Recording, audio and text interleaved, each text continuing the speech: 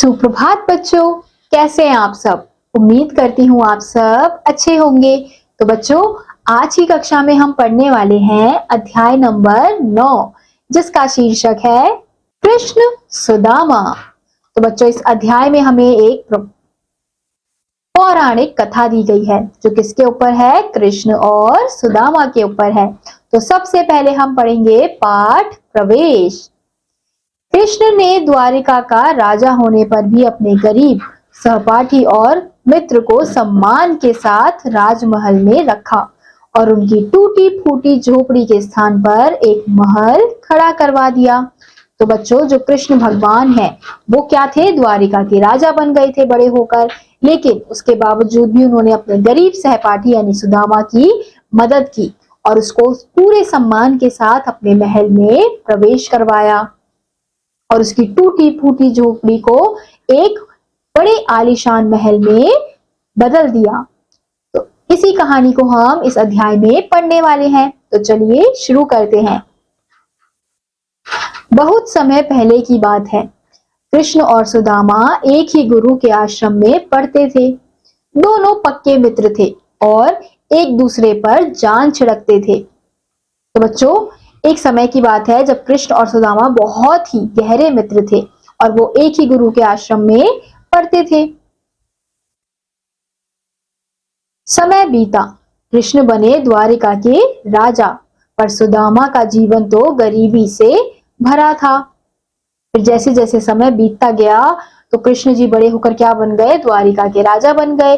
लेकिन जो सुदामा है उसका जीवन कैसा था, गरीबी में था, यानी कि वो बहुत ही ज्यादा गरीब था। एक दिन सुदामा की पत्नी ने उनसे कहा, आप बहुत बार कह चुके हैं कि द्वारिका के राजा श्री कृष्ण आपके मित्र हैं। आप उनके पास क्यों नहीं जाते, वे जरूर आपकी मदद करेंगे। फिर एक दिन सुदामा की जो पत्नी है वो क्या कहती हैं कि आप तो बहुत बार कह चुके हैं कि द्वारिका के जो राजा है वो आपके मित्र हैं, यानी कि श्री कृष्ण आपके मित्र हैं, तो आप उनके पास मदद के लिए क्यों नहीं जाते, वो जरूर आपकी मदद करेंगे। सुदामा की पत्नी ने बार बार कहा तो सुदामा मान गए। फिर बोले, घर में तो कुछ है नहीं, मित्र के लिए उपहार क्या ले जाऊं। तब सुदामा की पत्नी पड़ोस से थोड़े चावल ले आई और उनकी पोटली बनाकर सुदामा को दे दी। तो सुदामा की पत्नी जो है वो बार बार उनसे यही बात कहती है, तो हार मानकर एक बार सुदामा मान ही जाते हैं कि अब वो कृष्ण से मिलने जाएंगे। लेकिन वो अपनी पत्नी से कहते हैं कि हमारे घर में तो कुछ ऐसा है ही नहीं जो मैं अपने दोस्त को उपहार में कुछ दे सकूं। तो सुदामा की पत्नी क्या करती है, पड़ोस में जाती है और वहां से थोड़े बहुत चावल लेकर आती है और एक पोटली में बांधकर सुदामा को दे देती है कि यही जो पोटली है तुम अपने मित्र को उपहार में दे देना। सुदामा घर से चल पड़े। उनका मन डावाडोल हो रहा था। वे सोच रहे थे, कृष्ण अब इतने बड़े राजा हो गए हैं, अगर उन्होंने ना पहचाना तो। अब सुदामा जो है वो निकल तो पड़े थे, लेकिन उनके मन में अभी भी बहुत सारी बातें चल रही थी कि अब कृष्ण इतने बड़े हो गए हैं, राजा बन गए हैं, पता नहीं वो उन्हें पहचानेंगे या नहीं पहचानेंगे। चलते चलते वे द्वारिका जा पहुंचे। कृष्ण के महल के द्वार पर जा खड़े हुए। द्वारपाल ने पूछा, आपको किससे मिलना है। फिर चलते चलते जो सुदामा है वो द्वारिका पहुंच जाते हैं और कृष्ण का जो महल होता है वहां पे खड़े हो जाते हैं। फिर वहां पे जो द्वारपाल होते हैं वो क्या करते हैं, वो उनसे पूछते हैं कि आपको किससे मिलना है, क्योंकि महल में तो हम ऐसे घुस नहीं सकते। सुदामा बोले, मेरा नाम सुदामा है, मैं अपने मित्र कृष्ण से मिलने आया हूँ। तो सुदामा क्या उत्तर देते हैं कि मेरा नाम सुदामा है और मैं अपने मित्र से मिलने आया हूँ, कृष्ण से मिलने आया हूँ। जैसे ही भीतर जाकर द्वारपाल ने सुदामा का नाम लिया, कृष्ण दौड़े दौड़े बाहर आए, सुदामा को बाहों में भर लिया, फिर आदर से अंदर ले गए। फिर जैसे ही जो द्वारपाल है अंदर जाके कृष्ण को बताते हैं कि उनके मित्र सुदामा आए हैं, तो जैसे ही वो सुदामा का नाम सुनते हैं तो वो दौड़े दौड़े बाहर आते हैं और सुदामा को गले से लगाते हैं और फिर अंदर लेकर आते हैं। खुद परात में पानी लेकर उन्होंने सुदामा के पैर धोए, अपने साथ सिंहासन पर बैठाया।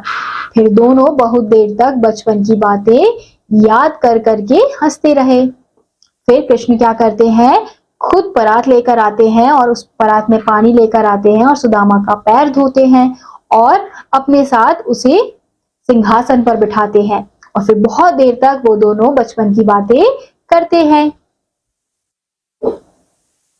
अचानक कृष्ण बोले, मित्र, भाभी ने मेरे लिए कुछ उपहार नहीं भेजा।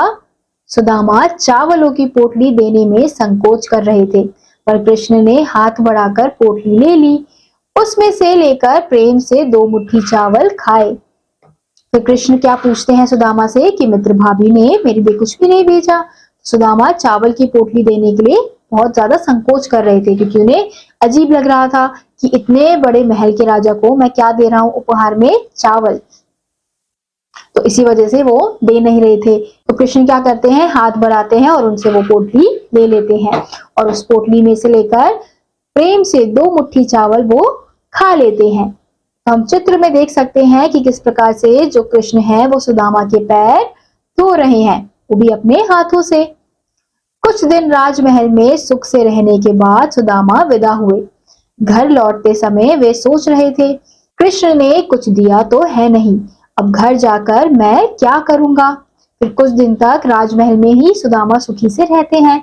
तो जब उनके घर जाने का समय होता है तो वो वहां से विदा होते हुए जाते हैं और फिर रास्ते में सोचते हैं कि कृष्ण ने तो मुझे कुछ दिया है नहीं, तो अब मैं घर जाकर क्या कहूंगा, क्योंकि पत्नी ने तो कहा था कि आप उनसे मदद मांगना, तो वो आपकी मदद जरूर करेंगे। लेकिन सुदामा मदद मांगते नहीं है। सुदामा जब अपने गांव पहुंचे तो देखकर चकित रह गए। जहां उनकी टूटी फूटी झोपड़ी थी वहां अब महल खड़ा था। मन ही मन बोले, यह चमत्कार अवश्य कृष्ण ने ही किया है, उन्होंने मित्र का मान रख लिया। फिर सुदामा जब घर पहुंचते हैं, अपने गांव पहुंचते हैं, तो वो क्या देखकर हैरान हो जाते हैं कि जहां पर उनकी टूटी फूटी झोपड़ी थी वहां पर अब क्या था, एक आलीशान सा महल था। तो सुदामा समझ जाते हैं कि ये जो चमत्कार है ये कौन कर सकता है, केवल कृष्ण ही कर सकता है।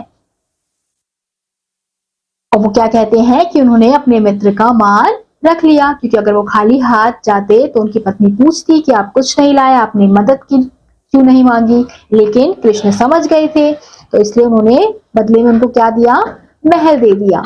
तो हमने देखा बच्चों इस अध्याय में किस प्रकार से कृष्ण यानी कि एक महल के राजा होने के बावजूद भी, द्वारिका के राजा होने के बावजूद भी उन्होंने अपने दोस्त की मदद की, उसे पहचानने से इनकार नहीं किया। जबकि सुदामा जो है वो डर रहे थे कि वो पता नहीं मुझे पहचानेंगे या नहीं पहचानेंगे, लेकिन कृष्ण ने उन्हें पहचाना भी और अपने साथ बिठाया, उन्हें उनका अच्छे से स्वागत किया और उनकी मदद भी की। तो इसी प्रकार से बच्चों आज का यह अध्याय यहीं समाप्त होता है। उम्मीद करती हूँ आपको यह अध्याय समझ आया होगा। मैं आपसे मिलूंगी अगली कक्षा में, तब तक के लिए आप सभी बच्चे पढ़ते रहिए और खुश रहिए। बाय।